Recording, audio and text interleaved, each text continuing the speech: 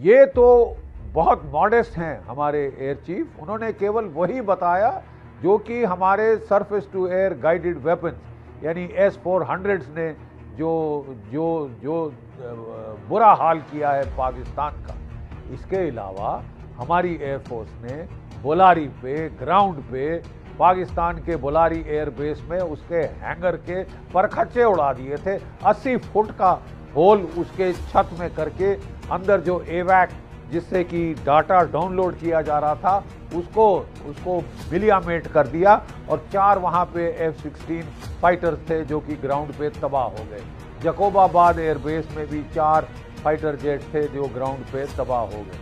ठीक है, और इसके चलते ये जो है भारत ने पाकिस्तान के तकरीबन 15 से 16 जहाज मार गिराए हैं in the ground, in the air.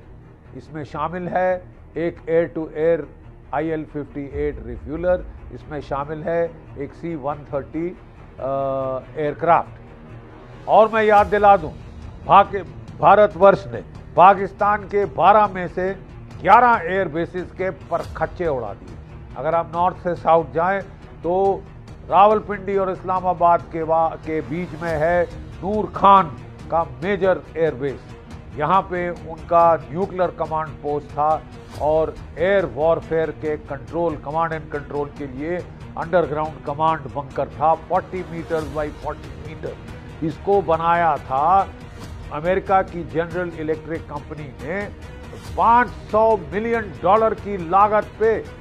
इसमें कंप्यूटर सर्वर्स थे जो कि लिंक कर रहे थे सैटेलाइट लिंक्स, अमेरिका के तमाम सैटेलाइट लिंक्स के साथ इसका लिंकेज था। और ये साइज में, रूपरेखा में जो अमेरिका के न्यूक्लियर कमांड पोस्ट हैं तुर्की में, इजराइल में, ठीक उनके जैसा था, ठीक उनकी बराबरी का ये कमांड पोस्ट था जिसके हमने परखच्चे उड़ा दिए। इसके ऊपर 5 मीटर की चद्दर थी, मट्टी की, सीमेंट की, कंक्रीट की और स्टील की, यानी न्यूक्लियर बॉम्ब भी इसको नहीं हिट कर सकता था। EMP प्रोटेक्टेड था, फैराडे केज लगा था। ठीक है, इसमें एक एयर वेंट था एयर कंडीशनिंग के लिए 45 सेंटीमीटर बाय 45 सेंटीमीटर। हमारे ब्रह्मोस क्रूज मिसाइल्स ने उसके ऊपर निशाना साधा 400 किलोमीटर से। ये एक्यूरेसी साहब असंभव है, एक अजूबा है। और ये हाईटेक वॉरफेयर का एक परिकाष्ठा पे भारत पहुंच चुका है। जो डेमोन्स्ट्रेट की है भारत ने एबिलिटीज, दुनिया हक्का बक्का रह गई है। 7 पाकिस्तान के रडार उड़ा दिए थे, जिसके पहले हमने हमला किया उनके एयर बेसिस पे SEAD operation, suppression of enemy air defences के चलते हमने जो है वो उनके उड़ा दिए, 7 रडार उड़ा दिए। और 2 HQ-9 की जो बैटरीज थी, HQ-9 और HQ-16, ये चाइनीज की surface to air missile batteries, इनके परखच्चे उड़ा दिए। कोई जगह नहीं थी पाकिस्तान के पूरे इलाके में जहां हमारे जहाज पहुंच नहीं सकते। हमारे सबूत कहाँ है? सबूत दिखाओ। 1 या 2 मैक्सिमम ये मार गिरा सके हैं, और वो भी धोखे से पहले दिन, क्योंकि हमने SEAD नहीं किया था जाने के पहले। और ज्यादातर जो भी हिट किए हैं वो हमारे डिकॉय ड्रोन, हमारे बांशीज और हमारे लक्ष्य, इनको हिट किया और कर रहे हैं भंगड़ा पूरी दुनिया। अगर आपने इतना अच्छा प्रदर्शन किया था डे 1 पे, तो डे 2, डे 3, डे 4 पे क्या हो गया? पाकिस्तान की एयरफोर्स को लकवा मार गया साहब, ना बचा सके। अचीवमेंट है हमारी एयरफोर्स की, हमारी सशस्त्र सेनाओं की। 90% हमारी एयर डिफेंस ने कमाल कर दिया। इंटीग्रेटेड एयर डिफेंस ने जबरदस्त प्रदर्शन किया है। 90% ड्रोन, कोई 800 से 1200 ड्रोन पाकिस्तान ने चलाए थे भारत की ओर। 90% शॉटडाउन। तुर्की के बारेक्तार और शिबा और इनके अपने ड्रोन, पाकिस्तान के, चीन के विंगलूंग तो उड़ ही नहीं पाए साहब, वो हैंगर में बचे थे। वहीं पे हमने 6 हैंगर में टोक दिए। ठीक है साहब, वो भी जरा गिन लें, 16 के अंदर 6 और जोड़े। वो बड़े ड्रोन हैं, हेल, HALE।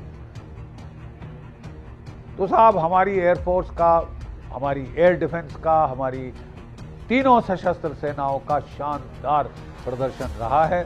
और खासकर एयरफोर्स का जो काम है वो तो काबिल तारीफ है। मुझे पूर्ण विश्वास है कि हम एक और मार्शल ऑफ द एयरफोर्स बनते देखना चाहते हैं साउथ एशिया में, और आई थिंक AP सिंह साहब ने अर्न कर दिया है। पाकिस्तान में तो आसिम मुनीर ने अपने आप को फील्ड मार्शल कर लिया, सिर स्वा नहीं किया उसने। अगर बनाना था तो वो पाकिस्तान के एयर चीफ को बनाता, लेकिन पाकिस्तान की एयरफोर्स तो पिट गई साहब, बुरी तरह से पिट गई। सारा they lost control of their own air space. वो अपने ना एयर बेसिस बचा पाए, ना अपने टेरर कैंप्स बचा पाए। नाटक, कहानियाँ, किस्से तो बहुत गढ़े, लेकिन साहब पहले दिन के बाद जैसे कि कुत्ते की दुम नीचे गिर जाती है, उस तरह उनका मोराल बूट्स में आ गया था, बूट्स में आ गया। तो ये जो है, ये एक बहुत शानदार विजय रही है। ना सिर्फ हम कह रहे हैं, विदेश के जो एक्सपर्ट हैं, टॉम कूपर, ऑस्ट्रिया का मिलिट्री एविएशन एक्सपर्ट, उसने कहा है भारत ने एक साफ और निर्णायक जीत हासिल करी इस युद्ध में। आप देखिए कर्नल जॉन स्पेंसर, जो कि वेस्ट पॉइंट में इंस्टीट्यूट ऑफ वॉर है, अर्बन वॉरफेयर एक्सपर्ट हैं, उन्होंने तारीफों के पुल बांध दिए हैं भारत की सशस्त्र सेनाओं के प्रदर्शन के।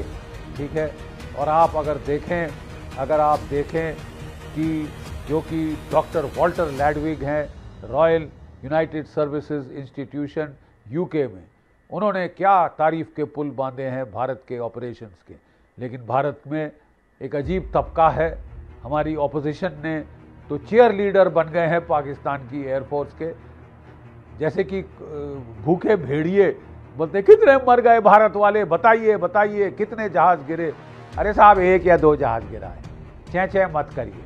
ठीक है, पाकिस्तान के 15-16 जहाज गिन लीजिए, इनके परखच्चे उड़ गए। उनके एयर बेसिस की photos, air photos, satellite photographs देख लीजिए, इनकी तबाही कर दी, इनकी ईंट से ईंट बजा दी। ना ये अपने आप को बचा सके, ना ये यहाँ कोई हमला कर सके। कोई एयर फोटो, कोई एक एयर फोटो, सैटेलाइट फोटो है of damage to the Indian air basis, Indian military installation, एक नहीं आप दिखा सकते। और हमारे पास reams and dreams of satellite photographs हैं कि किस तरह नुकसान। देखिए साहब, भारत ने तीसरा न्यूक्लियर एज शुरू कर दी है। ध्यान से सुनिए, third nuclear age has been started by India, जिसने कि अपने इंटीग्रेटेड एयर डिफेंस इतने पुख्ता कारगर कर लिए हैं कि न्यूक्लियर हथियार इस्तेमाल करना भारत के बरखिलाफ तकरीबन इम्पॉसिबल हो गया है।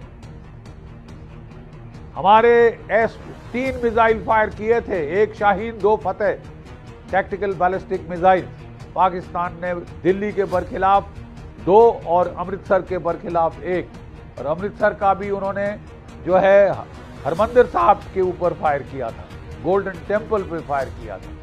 तीनों के तीनों मार गिराए गए, सिरसा के पास इनके परखच्चे पड़े।